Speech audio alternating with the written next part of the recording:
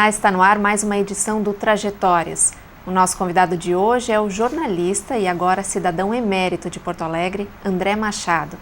André, muito bem-vindo, parabéns pelo título e obrigada pela presença aqui. Obrigado pelo convite, para mim é uma honra estar aqui, eu valorizo muito o trabalho das TVs legislativas, né? Então é importante estar aqui na TV Câmara. Obrigado pelo convite.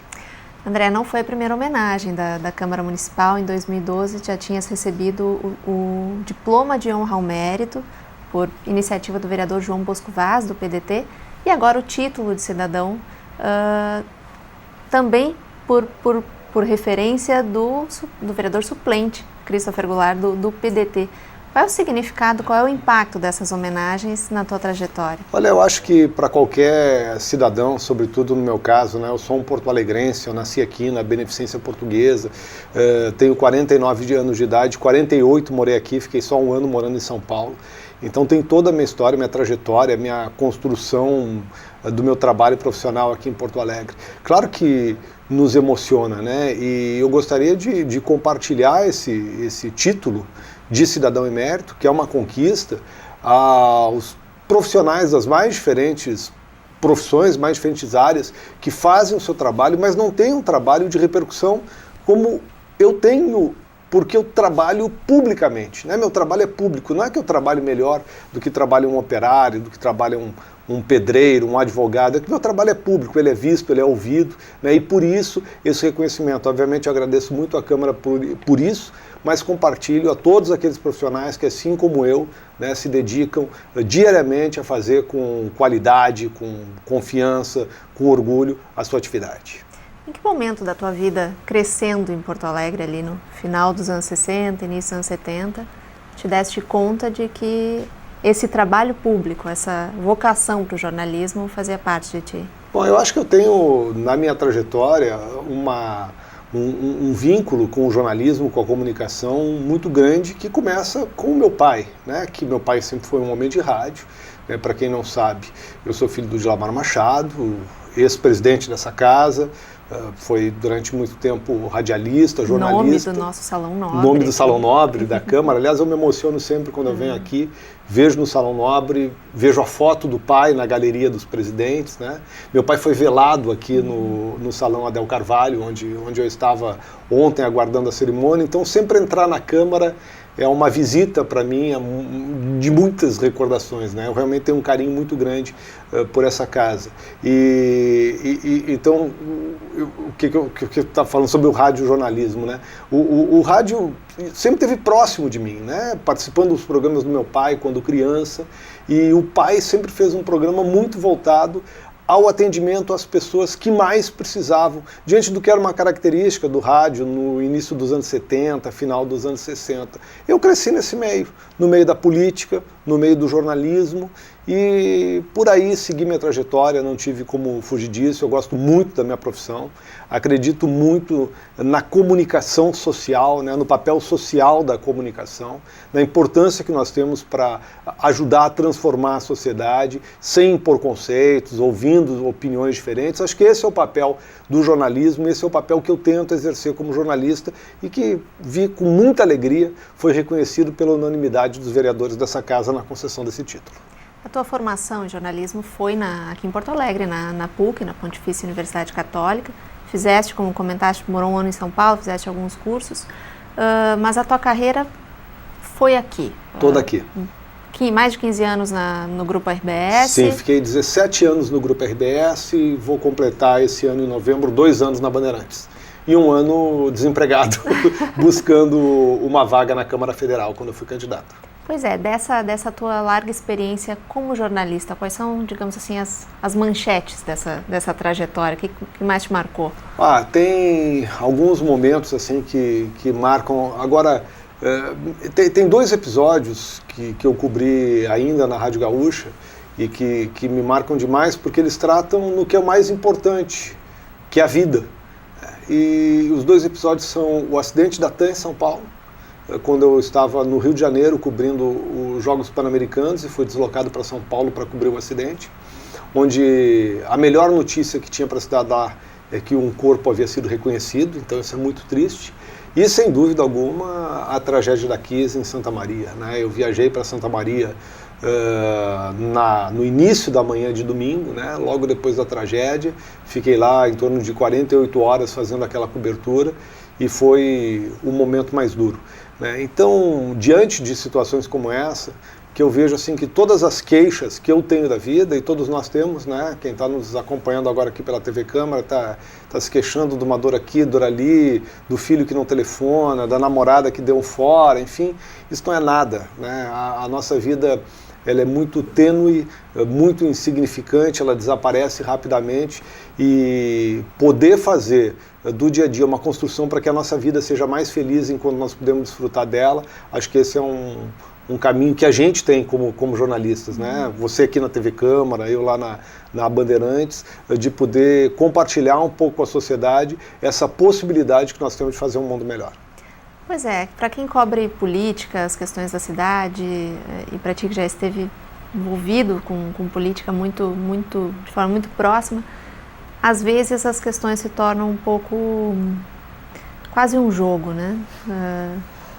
De relações, as coisas ficam um pouco abstratas. Esse caráter humano, esse interesse humano, é a principal característica para um jornalista, na tua opinião? Eu acho que o ser humano precisa ter esse vínculo, né? Claro que quando a gente trabalha numa profissão que é da área de humanas, se não tiver esse foco, se eu tiver mais ligado, enfim, em outros aspectos, matemáticos, tal, eu vou perder um pouco o espírito do que é o exercício da minha profissão. Sabe que tem uma questão assim, eu acho que é natural do ser humano a desconfiança, né? Falou da questão dessa experiência, um pouco da política também. Eu, quando fui candidato, eu me aproximei muito de uma causa, né, que é a questão do autismo, por exemplo, porque eu via pouca gente falando, pouca gente trabalhando, e eu, como jornalista, com 16 anos, 17 anos que eu tinha de profissão naquele momento, eu nunca havia sido defrontado com essa questão, com a falta de políticas para essa área, como eu fui quando eu lancei minha candidatura, né? Então, no primeiro momento, eu resolvi abraçar aquilo. E, obviamente, eu sei que muita gente que atua nessa área fica com o pé atrás, porque diz assim, esse cara só está querendo votos nesse sentido. Né? E, enfim, tive apoio de muita gente da causa, só que não era uma questão eleitoral. Eu continuo trabalhando nisso até hoje, vou seguir trabalhando, sendo ou não sendo candidato de novo, porque a gente consegue encontrar algo que é mais relevante do que fazer esse joguinho, que é esse joguinho que a gente vê na Câmara dos Deputados, do Eduardo Cunha, essa coisa que nos cansa no dia a dia. Né? A política não é só um jogo do poder, a política tem que ser a construção de uma sociedade mais justa. Né? E é nisso que eu acredito como jornalista, é nisso que eu acredito como cidadão. Pois é, a tua candidatura em 2014, ela foi pelo PCdoB, pelo Partido Comunista do Brasil. Vindo de uma família mais vinculada ao PDT, trabalhista, como é que foi essa decisão para ti? Por que a escolha por esse partido, no qual tu já não estás mais filiado, sim, mas no momento qual foi o impulso? Eu até disse na época, enfim, em relação a isso, porque eu via tanto o PCdoB, o PDT, o PSB, um bom setor do PMDB, uma parte do PSOL, todos eles militam no mesmo campo, né? Que é um campo de ideias de esquerda, de centro-esquerda. E foi nesse campo que eu me coloquei.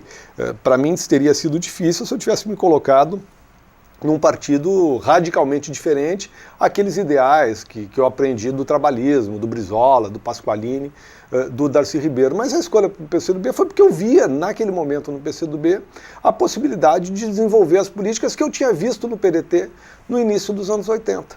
Mas, enfim, foi um momento, eu não tenho arrependimento de ter sido, de ter disputado a eleição pelo PCdoB, fiz muitos amigos no PCdoB, agora, como disse na cerimônia, né, o rio corre para o mar e eu retomei o que é normal da minha trajetória, da minha família, da minha história, né, que é o exercício do jornalismo e essa vinculação com o trabalhismo que é inegável. Até quando eu era candidato pelo PCdoB, eu fazia questão de vincular isso, né, que meu voto, quem votasse em mim, era um voto brizolista, era um voto trabalhista, eu tenho esse vínculo, nunca escondi esse vínculo, né, e não deixo que isso interfira no meu trabalho. Pois é, de tudo que tu falaste até agora, fica muito claro esse caráter democrático mesmo, cidadão da tua trajetória, da tua convicção como profissional Tu eras muito jovem quando teu pai foi cassado pelo AI-5. Eu era uma criança. Uma criança. Muito... Eu nasci em dezembro de 66.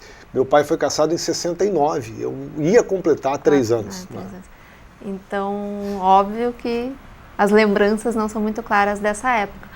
Mas de quando tu começaste a virar adolescente, qual é a lembrança que tu tens dessa época difícil pro país, mas especialmente para tua família? Eu me lembro, especialmente quando criança, tinha uma questão que me marcava muito em relação a essa questão da cassação do meu pai. Eu sempre brinco isso porque para uma criança não faz sentido, não faz diferença tu ser cassado com 2 S ou ser cassado com C cedilha. Então, na minha cabeça, meu pai caminhava pela rua da praia e homens iam atrás dele e jogavam rede sobre ele. Era isso que vinha na minha cabeça. Eu demorei para entender que aqueles que caçaram meu pai eram muito mais perigosos que os caçadores com C cedilha. Mas depois eu aprendi que eram. E aprendi também a lutar contra isso. Então foi por isso que quando eu era estudante, estava no meu primeiro ano da faculdade de Biologia, eu cursei Biologia antes de fazer jornalismo, eu era secretário do diretório acadêmico do Instituto de Biociências, fui lá e me encaminhei com meus colegas, organizei lá dentro do nosso curso a marcha para que nós fôssemos ao comício das diretas, por exemplo, em 1984, no meu primeiro ano de faculdade.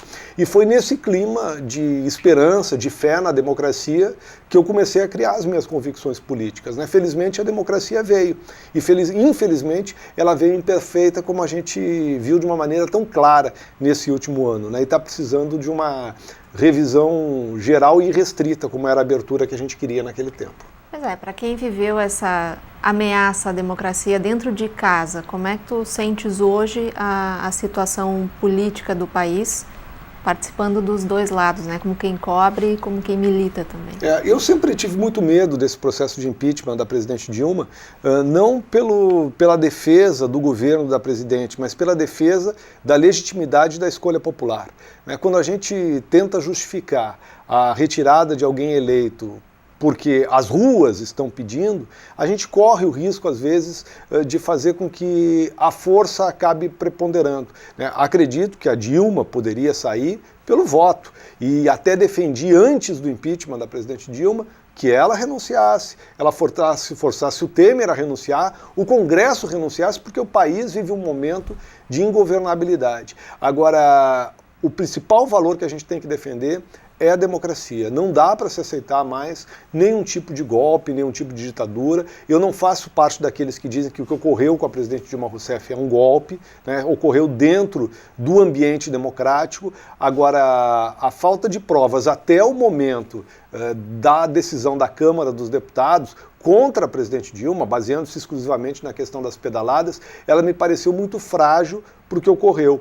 E, infelizmente, o que a gente vê agora é uma tentativa de quem está no poder tentar livrar-se das investigações da Lava Jato, porque sabe que eles também eram partícipes de tudo que de mal ocorria durante o governo do Partido dos Trabalhadores. A gente precisava fazer uma real reflexão, sem questões partidárias envolvidas nesse processo, para que nós possamos mudar o país. Eu não vejo solução para o país até 2018 que não seja um processo eleitoral. Se ele vier antes, que bom, talvez a gente tenha alguma chance. Se ele só chegar em 2018, preparemos aí para mais 2 anos e meio de algum sofrimento para a gente.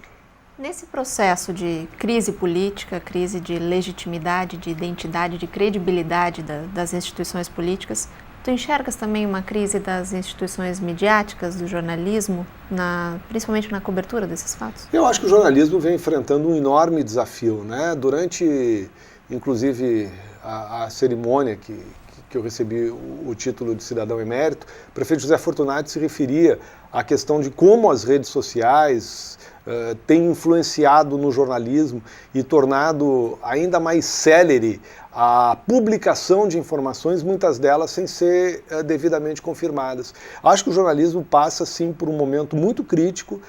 Eu não sou daqueles que acho que havia uma campanha de um lado ou de outro. É claro que tem interesse, sim, de grupos de comunicação em algumas posições, mas vejo, sobretudo, o trabalho dos jornalistas, dos repórteres, como um trabalho bem executado. Esse interesse, quando se dá, ele se dá nas páginas editoriais, na linha editorial dos grupos, mas o jornalismo sofre esse desafio que é a concorrência das redes sociais.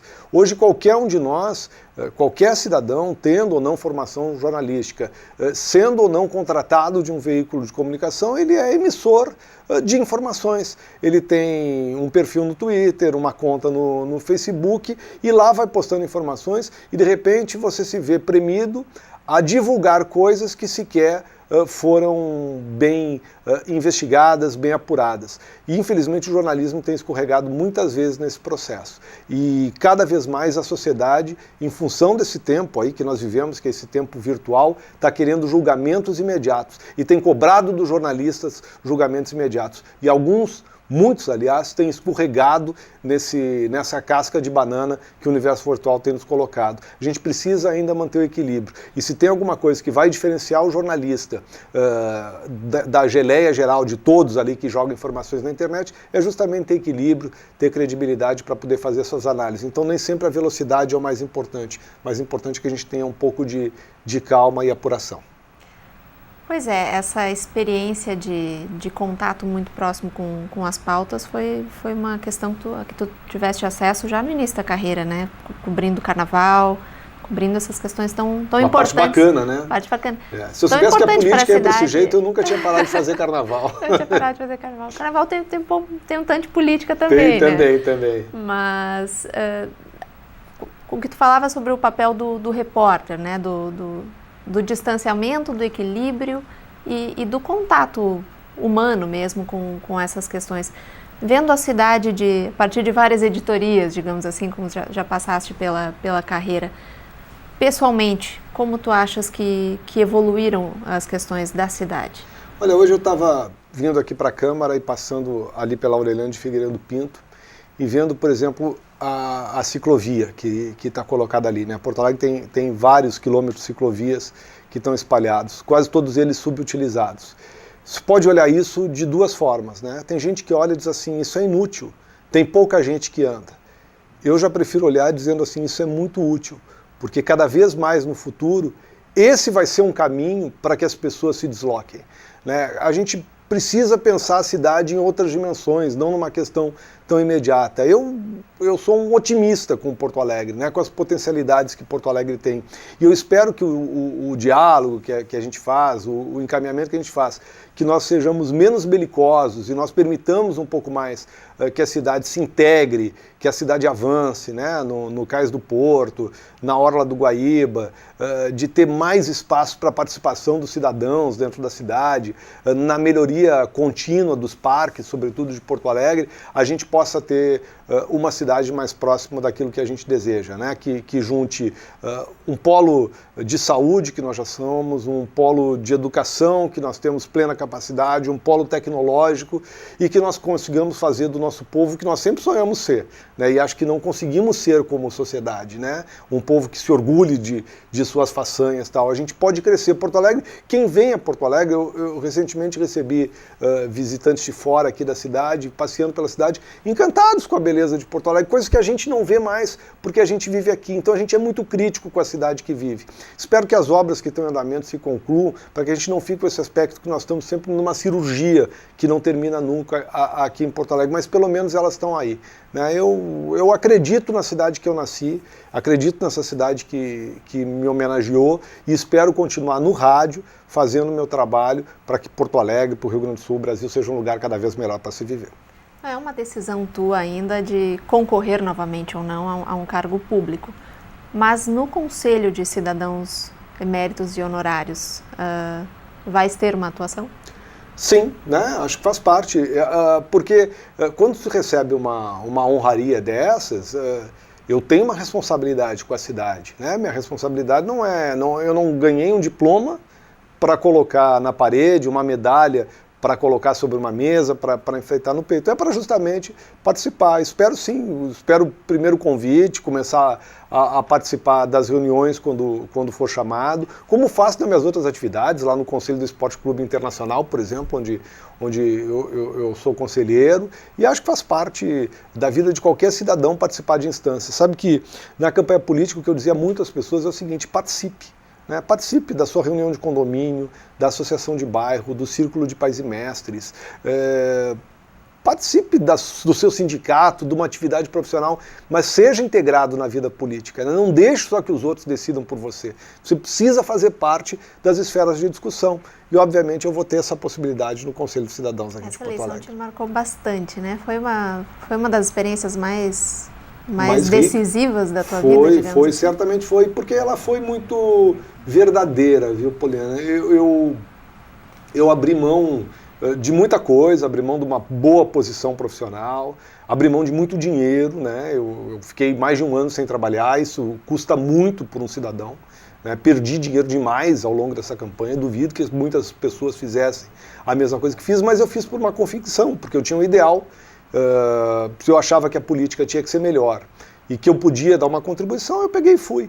E ao contrário do que muita gente pensa, eu não me arrependo de nada desse processo, eu me orgulho desse processo, me orgulho desse passo, enfrento as consequências do que isso representou, né? Ganhei amigos e perdi amigos ao longo dessa trajetória, porque nem todo mundo gosta que a gente tome posição, né? Eu tomei posição, porque precisa se tomar posição para fazer parte de um processo político. Agora foi uma experiência muito gratificante na minha vida, né? Ter circulado, conversado com as pessoas, ter recebido a confiança das pessoas, faz diferença para o cidadão. Acredito, meus colegas jornalistas não vão gostar de ouvir isso, que todo jornalista deveria participar de um processo eleitoral. Eu me sinto hoje um cidadão muito melhor e me sinto hoje um jornalista muito melhor do que eu era antes de ter participado das eleições, porque eu conheci um lado que não há como se conhecer dentro de uma redação, que faz parte tanto da dificuldade de se fazer uma campanha, quanto de ouvir o anseio direto das pessoas